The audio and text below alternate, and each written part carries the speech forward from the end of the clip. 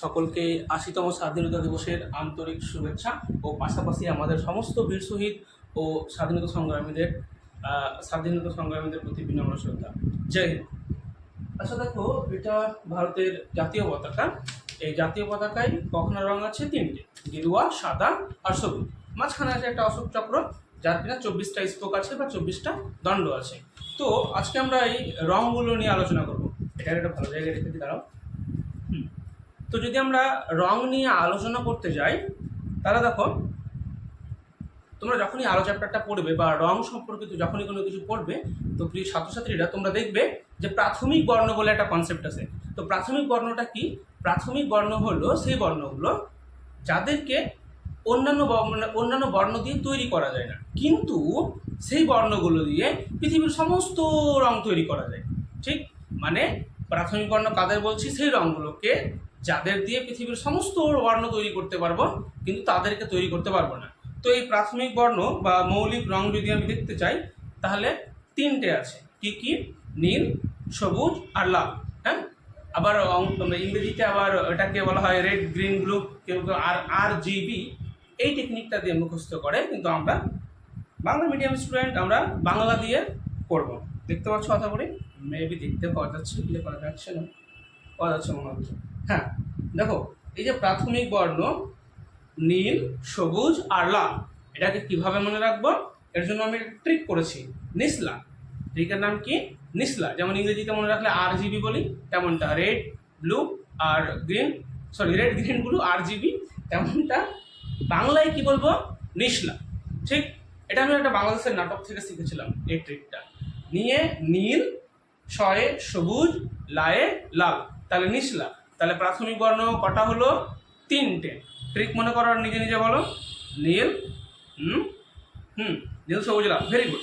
আচ্ছা, এবার এখানটা দেখো তো, দেখতে পাচ্ছ এটা একটা নোটের হেডিং আছে। দেখো উপরে যেটা হেডিংটা আছে, জৈব রসায়ন ও দশম শ্রেণী, লাল কালারের, তাহলে এটা কোন ধরনের বর্ণ? ভেরি গুড, প্রাথমিক বর্ণ। তারপরটা সবুজ, নীল, এগুলোও কি? প্রাথমিক বর্ণ। কিন্তু নিচে দেখো যে পরমাণুগুলো দেওয়া আছে, কোনো কিছু একটা অণু আছে, তার পরমাণুগুলো সবুজ, বেগুনি, ব্রাউন নয়, ব্ল্যাক আর অরেঞ্জ, ইয়েলো, এগুলো কি প্রাথমিক বর্ণ? না স্যার, প্রাথমিক বর্ণ তিনটাই আছে। ঠিক, নীল, সবুজ আর লাল। ঠিক আছে, এটি হচ্ছে প্রাথমিক বর্ণ। আচ্ছা, এটা আরেকটুখানি রিভাইজ করে নিই। এটা লাল, তার মানে প্রাথমিক বর্ণ। কিন্তু যদি আমি পাশাপাশি এটা বলি যে কালো, কালোটা কি প্রাথমিক বর্ণ হবে? না স্যার, কালোটা প্রাথমিক বর্ণ হবে না। হ্যাঁ, এই উদাহরণটা দেওয়া যেতে পারে। পাতাগুলো সবুজ, তাহলে এটা প্রাথমিক বর্ণ। এটা অরেঞ্জ, প্রাথমিক বর্ণ নয়। ঠিক। আচ্ছা, এই গোলাপটা দেখতে পাচ্ছ, এই গোলাপটা যদি একটুখানি শুকিয়ে গেছে, এই গোলাপটা লাল, তার মানে এটা প্রাথমিক বর্ণ, লাল প্রাথমিক বর্ণ। সাদা, সাদা কি স্যার প্রাথমিক বর্ণ হবে? এখানটায় অনেকজন ভুল করে দেয়, সাদা কিন্তু প্রাথমিক বর্ণ নয়। সাদা 7টা আলোর মিশ্রণ, সেটা আমরা জানি সাদা যৌগিক বর্ণ। ঠিক আছে, তো এইদিকে দেখো, এখানটা যদি হলুদ বলি, তাহলে স্যার হলুদটাও প্রাথমিক বর্ণ হবে। প্রাথমিক বর্ণ আমাদের তিনখানায় আছে। ঠিক আছে। আচ্ছা, এই ফ্লাসটা সাইডে রাখি, কিছু দিয়ে আরেকটা বোঝাই। আচ্ছা, এই পেনটা দেখো তো, এটা না, এটা প্রাথমিক বর্ণ নয়। আচ্ছা, এই প্রাথমিক বর্ণ যে কনসেপ্টটা, সেই কনসেপ্টটাকে যদি আমি আরেকটুখানি দেখতে চাই, এই ডায়াগ্রামটা দেখতে পাচ্ছ, এই ডায়াগ্রামটা নাকি ব্রাইটনেস বাড়িয়ে দিতে হবে? ওকে, রাইট। দেখো, একটা সার্কেল আছে গ্রিন, একটা আছে ব্লু, আর একটা আছে রেড। ঠিক, তো আমাদের কাছে তিনটা সার্কেল আছে। এই তিনটা সার্কেল দিয়ে আমরা দেখতে পাচ্ছি, ঠিক, সবুজ, লাল, কৃষ্ণ। এবার দেখো তুমি, এই যে কালারগুলো, এই তিনটা বর্ণকে মিশিয়ে অন্যান্য রং কি তৈরি করা যায়? তার জন্য এখানে দেখো একটা ভেন ডায়াগ্রাম মতো দেওয়া আছে, যে দেখো করা আছে কি, সবুজ আর লালকে মিশিয়ে কি হয়েছে? হলুদ। ঠিক, সবুজ আর নীলকে মিশিয়ে কি হয়েছে? একটা আকাশী, বা খুব ঠিক বলা হবে যদি বলি ময়ূরকণ্ঠী নীল। তাহলে ঠিক আছে, তাহলে ময়ূরকণ্ঠী নীল। এখানে দেখো লাল আর নীলকে মিশিয়ে কি হয়েছে?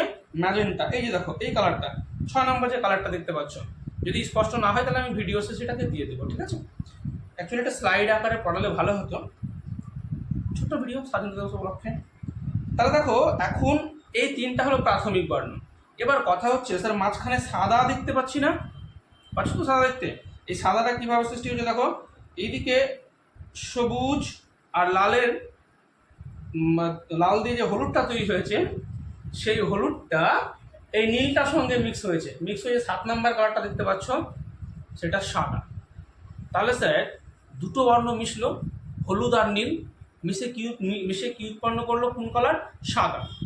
তাহলে এই দুটো রঙকে আমরা কি বলবো, এই দুটো বর্ণকে আমরা বাংলায় বলি পরিপূরক বর্ণ। কোন বর্ণ বলি বাংলায়, পরিপূরক বর্ণ। মানে যদি দুটো রঙকে আমি পরস্পর মিশিয়ে যদি সাদা কালার তৈরি হয়ে যায়, তাহলে এটাকে আমরা কি বলবো, এটাকে আমরা বলবো পরিপূরক বর্ণ। এখানে দেখো, এখানে যেমন নীল আর হলুদ মিশেছে। আচ্ছা, জামা কাপড় হলুদ হয়ে গেলে আমার আম্মারা বা আমার আম্মুরা নীল দেয় না, দিদিরা বাড়িতে নীল দেয় না, ঠিক? তাহলে এই যে নীলটা দিচ্ছে কেন, ওই হলুদ ভাবটা যেন নীলের সঙ্গে মিশে এরা পরস্পরের পরিপূরক বর্ণ দিয়ে সাদা হয়ে যাবে, ঠিক? কাপড়টা ধবধবে থাকবে, সেই জন্য নীল নেই। ঠিক আছে, এটা হয়ে গেল একটা ছোট্ট বেসিক প্রশ্ন। এবার এখানে ছবিটা দেখো, যদি আমি ম্যাজেন্টাকে, ইম্পর্টেন্ট সওয়াল, পরীক্ষা যদি কোশ্চেন হার্ড করতে চাই তাহলে এটাই পড়বে।